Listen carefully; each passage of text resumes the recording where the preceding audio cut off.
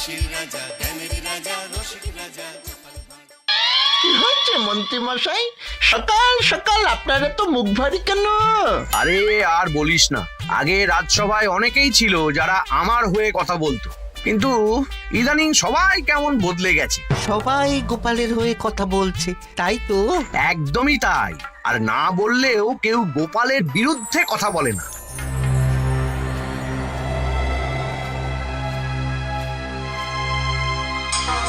কি মন্ত্রী মশাই, আজকাল তো আমার কথা আর মনেই পড়ে না, ভুলে গেছেন নাকি? আরে না না ভগবান, তুমি হলে আমার তুরুপের তাস। ঠিক সময়ে ঠিক সুযোগ এলে তোমাকেই ডাকবো। একটু দেখবেন। হ্যাঁ, আরে নিশ্চয়ই নিশ্চয়ই। এই চলি রে, আবার রাজসভায় যেতে হবে।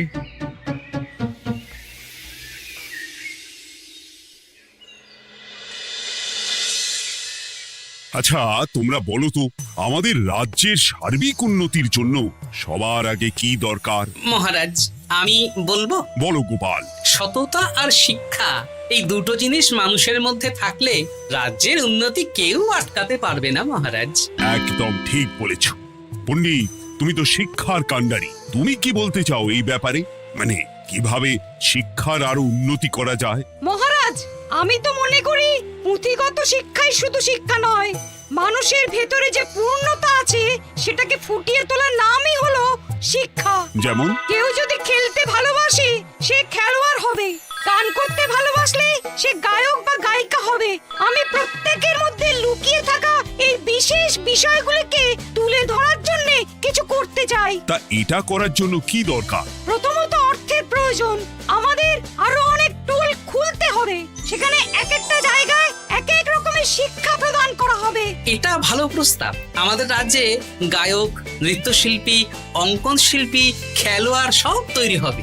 দেশ বিদেশে রাজ্যের নাম উজ্জ্বল হবে। মহারাজ, একদম এসব উল্টো পাল্টা খরচ করবেন না। কেন কেন? মহারাজ, রাজকোষে প্রথমত বেশি অর্থ নেই, যে কোনো সময় যুদ্ধ লাগতে পারে। তাই আমাদের উচিত প্রথমে এসব না করে কামান, গোলা বারুদ, ঢাল, তরোয়াল এসব কেনা। ঠিকই বলেছ। কদিন ধরেই শুনছিলাম সীমান্তবর্তী এলাকায় ইংরেজ সেনারা নাকি ঘুরঘুর করছিল। পণ্ডিত মশাই, আপনার এই সব পাণ্ডিত্য অন্য জায়গায় ফলাবেন কেমন? এসব করে লাভের লাভ কিচ্ছু নেই। কাউকে যদি ইংরেজরা গুলি করে সে কি গান শোনাবে? হ্যাঁ, মন্ত্রীর কথায় যুক্তি আছে। মহারাজ, আপনি বরং পণ্ডিত মশাইকে কিছুদিনের জন্য ছুটি দিয়ে দিন।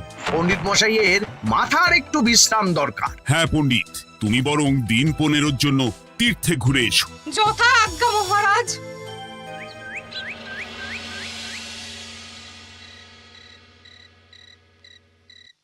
শোনো ভগবান, সকালেই তুমি কাজের কথা বলছিলে, আমি এমন ছক কষেছি কালকে থেকেই তোমার জন্য একটা ভালো বেতনের কাজ জোগাড় করে দেব। শুধু যা বেতন পাবে তার অর্ধেক আমাকে দিতে হবে, কেমন? রাজি রাজি। কি কাজ বলুন? শোনো, বাহ বাহ, দারুণ দারুণ, হয়ে যাবে কাজ।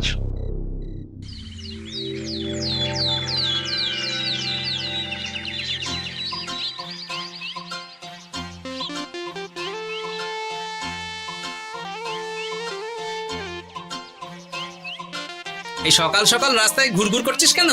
পড়াশুনো কি শিখেই তুলে দিয়েছিস? পণ্ডিত মশাই তীর্থে গেছেন, এখন আমাদের ছুটি। দুপুর বেলা ভাত, রাতের বেলা রুটি।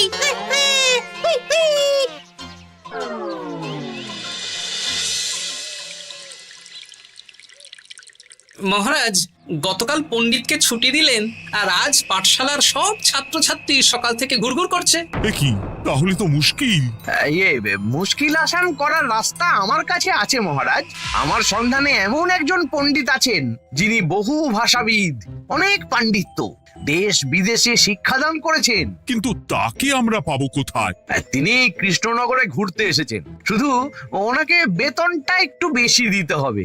এবং তিনি এই রাজ্যের যে কোনো মানুষের চেয়ে বেশি শিক্ষিত, তার পড়ানোর ধরনই আলাদা। সে কোথায়? আমি তাই ওনাকে আজকে রাজসভায় আসতে বলেছি। মহারাজ, আপনার সাথে একজন দেখা করতে এসেছেন। দেখুন মহারাজ, বলতে না বলতেই হাজির। ওনাকে ভিতরে আসতে বলো। আচ্ছা মহারাজ।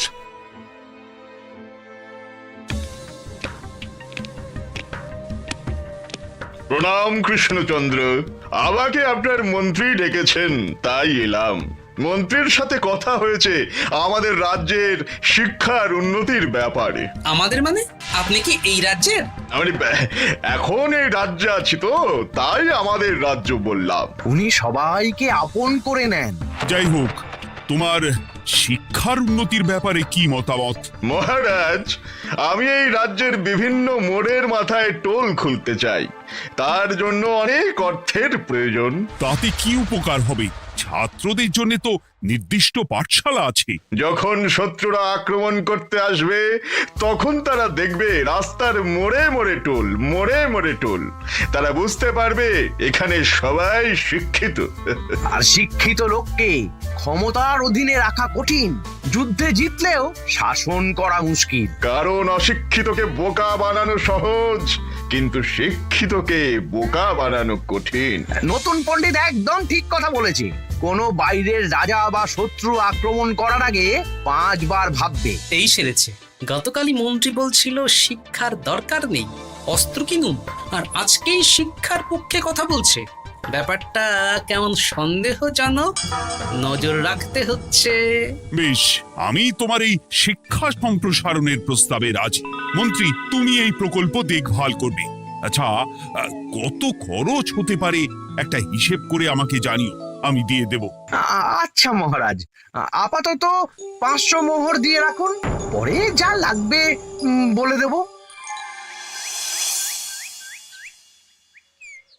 উফ, সকালে এক পত্তন বাজার, বিকেলে এক পত্তন বাজার, আর পারি না। আরে হাত চালাও, হাত চালাও। বাবা, কাজ শুরু হয়ে গেল। হ্যাঁ, আর ছাত্রদের পাঠশালার কাছে যেতে হবে না। পাঠশালা ছাত্রদের বাড়ির কাছে চলে আসছে। যেখানে সেখানে পাঠশালা। এই তো যেখানে সেখানে শিক্ষা। ঠিক বলেছো। আজ থেকে আমি আর নতুন পণ্ডিত চালু করছি। ধরো শিক্ষা, মারো পেরে। শিক্ষাকে ছাত্রছাত্রীদের মধ্যে গেঁথে দিতে হবে। এতদিন জানতাম ধরতক্তা মার পেরে, এখন বদলে যাবে। কিন্তু একটা পণ্ডিত এতগুলো পাঠশালা একা সামলাবে কি করে? খেপে খেপে। মানে সকাল 6টা থেকে 7টা একটা জায়গায়, পরে 7:30 থেকে 8:30 আরেকটা। এইভাবে বিভিন্ন জায়গায় পণ্ডিত ঘুরে ঘুরে শিক্ষাদান করবেন। না, ব্যাপারটার উপরে মহারাজকে নজর রাখতে বলতে হবে। মহারাজ, আমার মনে হয় এই পাঠশালায় আগামীকাল থেকে কেমন পড়াশোনা শুরু হবে, আপনার সেদিকে একটু নজর রাখা উচিত। হ্যাঁ, দেখি আগামীকাল সকাল সকাল বিভিন্ন পাঠশালায় গিয়ে নজর রাখবো। আর হ্যাঁ, আমাকে নতুন পণ্ডিত একটা তালিকা দিয়েছে, কোন পাঠশালায় কখন পড়াবে সেটার তালিকা। আমিও যাব আপনার সাথে।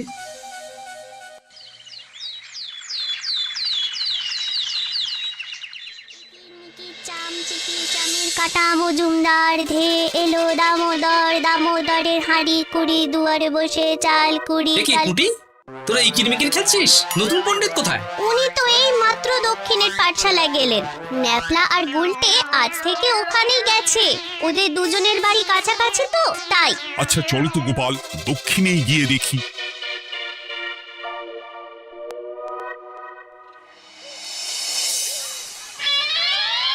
দেখি এখানেও তো নতুন পণ্ডিত নেই। নতুন পণ্ডিত মশাই আমাদের একের নামটা মুখস্থ করতে দিয়ে চলে গেলেন। একের নামটা? এসব কি হচ্ছে? শিক্ষার নামে অর্থের জলাঞ্জলি মহারাজ। না, আজই রাজসভায় এর বিচার হবে। মন্ত্রী, আমি যা দেখলাম তাতে শিক্ষা তো কদিন পরে লাটে উঠবে। আমার এক ভাগ্নি তো আজ পাঠশালায় গিয়ে লুকোচুরি খেলেছে। নামমাত্র পড়াশুনো আর বাকি সময় খেলা, এভাবেই বয়ে গেল বেলা। মন্ত্রী, এই তোমার নতুন পণ্ডিতের দৌড়। মহারাজ, একজনের পক্ষে এতগুলো পাঠশালায় শিক্ষাদান তো সম্ভব নয়। তার জন্য তো আরো পণ্ডিতের প্রয়োজন, আর তার জন্য চাই আরো অর্থ। আবার অর্থ? শুধু মহারাজের অতিরিক্ত অর্থ খরচ হবে বলে আমি আগে এই প্রস্তাবটা রাখিনি। বেশ, তা আর পণ্ডিত কোথায় পাবে? আমাদের নতুন পণ্ডিতের কাছে অনেক পণ্ডিতের সন্ধান আছে। উনি একটা হাঁক মারলেই সব চলে আসবে। বেশ, তাহলে তাই ব্যবস্থা করো। এভাবে শিক্ষার অবনতি আমি চোখে দেখতে পারবো না। আরো 300 মোহর লাগবে। পেয়ে যাবে। এ তো দিনে দুপুরে ডাকাতি। ব্যাপারটা ধরতে হবে, কিছু একটা ঘোট তো আছেই। আর নতুন পণ্ডিতদের যদি কোথাও একটু থাকা খাওয়ার ব্যবস্থা করা যায় তাহলে ভালোই হয়। রাজবাড়ির অতিথিশালা তো আছেই, ওখানেই না হয় ব্যবস্থা করে দেব।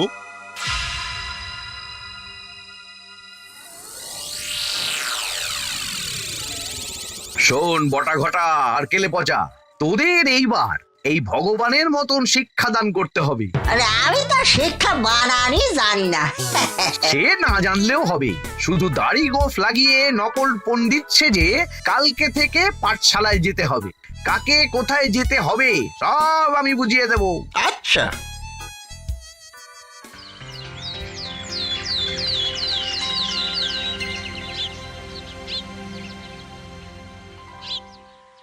আচ্ছা বল তো, গতকাল তোদের বাড়িতে কি কি রান্না হয়েছিল?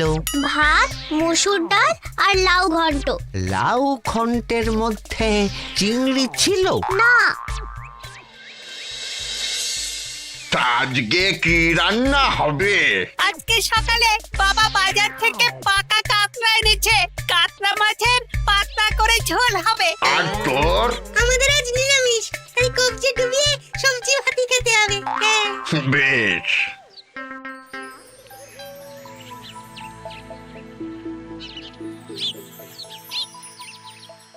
বল, আজকে তোরা কি কি শিখলি? আমি লাউ ঘন্ট। আমি সবজি ভাত। আমি কাতলা মাছ। কি বলছিস কি? আজকে তো পাঠশালায় এই সব আলোচনাই হয়েছে। এবারে ব্যাপারটা একেবারে সহ্য সীমার বাইরে চলে যাচ্ছে। দাদু, আমাদের আগের পণ্ডিত মশাই ভালো ছিলেন। উনি কোথায় চলে গেলেন? মন্ত্রী মশাই ছলে বলে কৌশলে ওনাকে তীর্থে পাঠিয়েছেন। না, এখন আমাকে মন্ত্রী মশাইয়ের উপরে নজর রাখতে হবে।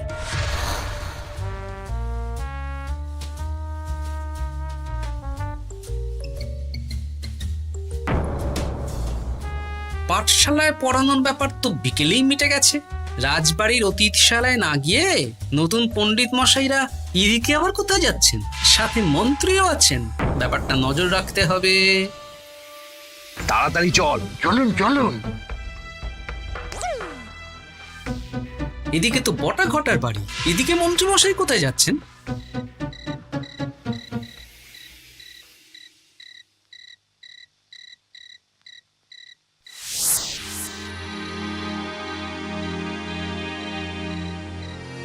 তারপর তোমরা সবাইকে কি শিক্ষা দিলে? শিক্ষে সে আমাদের শিক্ষা নেই, চুরি করে দিন চলে। আমি কি করে শিক্ষা দেব? আরে ছাইপাশ দাড়ি গোঁফ থাকলে কি কুটকুট করে। তা বলেছিস বটা। আরে আরে আহারে করছিসটা কি? ভালো রোজগার পাতি কি তোদের সহ্য হচ্ছে না নাকি? ভগবানকে দেখ, সেই কবে থেকে দাড়ি গোঁফ লাগিয়ে পণ্ডিত মশাই সেজে আছেন।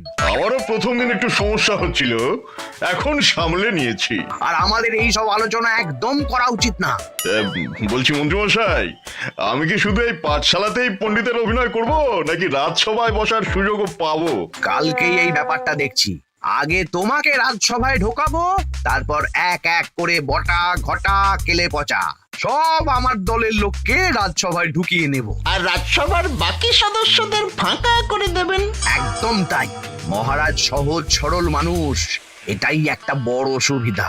আচ্ছা, এই ব্যাপার। ঠিক আছে, আমি কদিন পরে ঠিক সময়ে একদম হাটে হাঁড়ি ভাঙবো।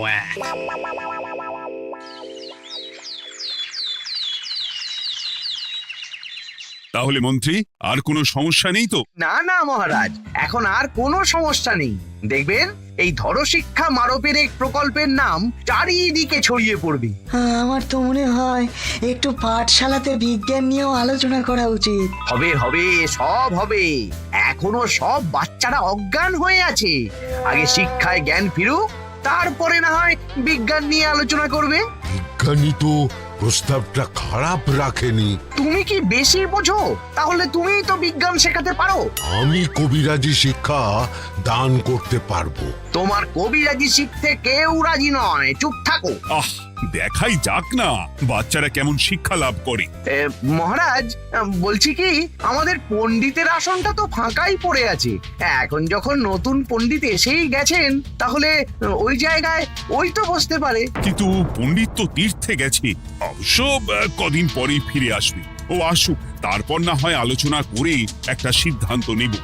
পণ্ডিত মশাই না হয় এসে পুজো পাঠটাই করুক, কিন্তু রাজসভায় এরকম ফাঁকা থাকলে কেমন একটা লাগে। বেশ, তাহলে তাই হোক। কালকে থেকে নতুন পণ্ডিত আমাদের পুরনো পণ্ডিতের জায়গায় বসবে। এইভাবে রাজসভা ফাঁকা করে যেতে হবে, তাহলে একদিন সবাই আমার পক্ষেই কথা বলবে, আর শেষে রাজাকেই সরিয়ে দেব।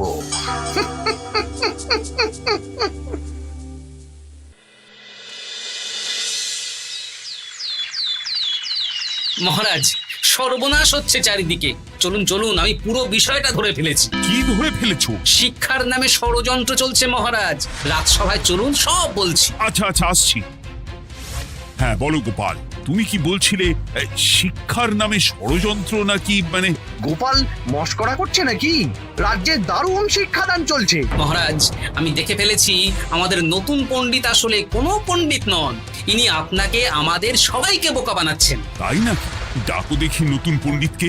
এই তো মহারাজ, আমি চলে এসেছি। এই তো ইনিই বদমাশি করছেন, শিক্ষার্থীদের ভবিষ্যৎ নিয়ে খেলছে। এই বল, আসল কথাটা বল। কি বলবো, এসব ভাড়ামো বন্ধ করো গোপাল। না বললে আমি কিন্তু ধুতি খুলে দেব। এই এই আরে কি হচ্ছেটা কি? এই এই এই এই সরো তো, সরো সরো।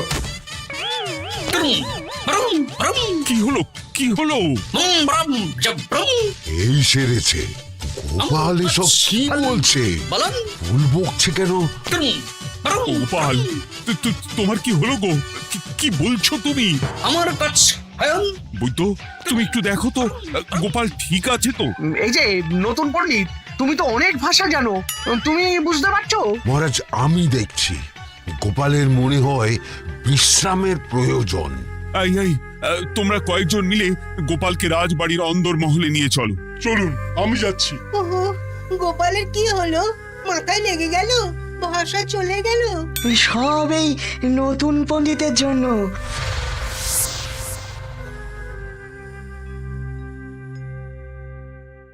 ভাল খাচ্ছ কাছ হায়ন মস্কর করছ।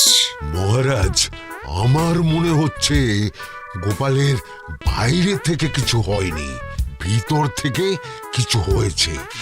নাড়ি স্পন্দন, হৃদস্পন্দন সব ঠিক আছে। আমার বড় যাব ভ্রম। কিন্তু গোপাল কি ভাষা বলছে বোঝা যাচ্ছে না। নতুন পণ্ডিত, একবার চেষ্টা করে দেখো না। আমার কথা হয় না। এসব তো আমি কিছুই বুঝতে পারছি না মহারাজ। আপনি যে এত দেশ বিদেশে ঘুরেছেন, আপনি বুঝতে পারছেন না?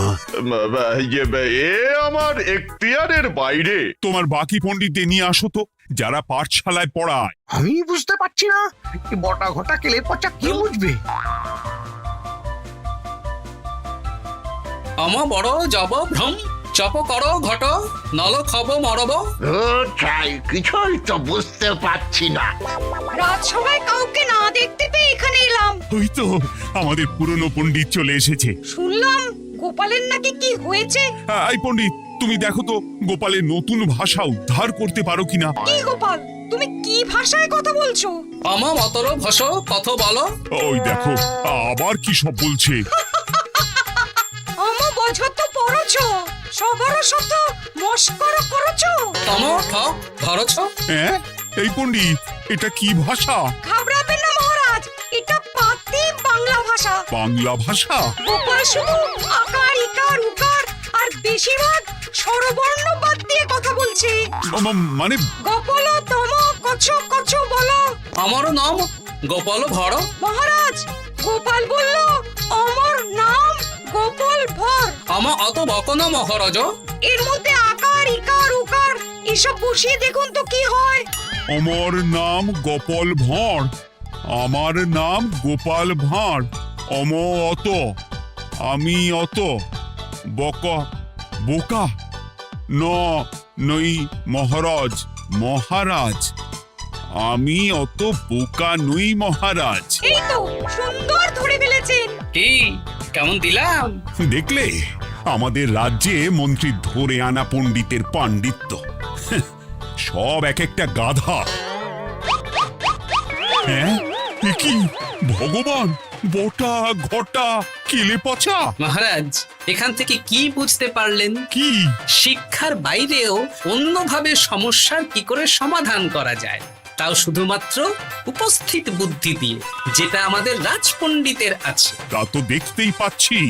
আর সেই জন্যেই মন্ত্রী ওনাকে সরাতে চেয়েছিলেন, আর কিছুদিনের মধ্যে সব সভাসদদের সরিয়ে দিতেন। আমি সব মতলব শুনেছিলাম, আর এই দিনটার জন্যে অপেক্ষা করছিলাম। আজকেই তো পণ্ডিতের তীর্থ থেকে ফিরে আসার কথা। তাই আজকে এই ছোট্ট নাটকটি করলাম। এবার মন্ত্রী আর এই 4 জন নকল পণ্ডিতকে আচ্ছা করে কারাগারে গিয়ে ধোলাই দাও। ধোলাই হলো ওনাদের জন্য উপযুক্ত এবং উচিত শিক্ষা।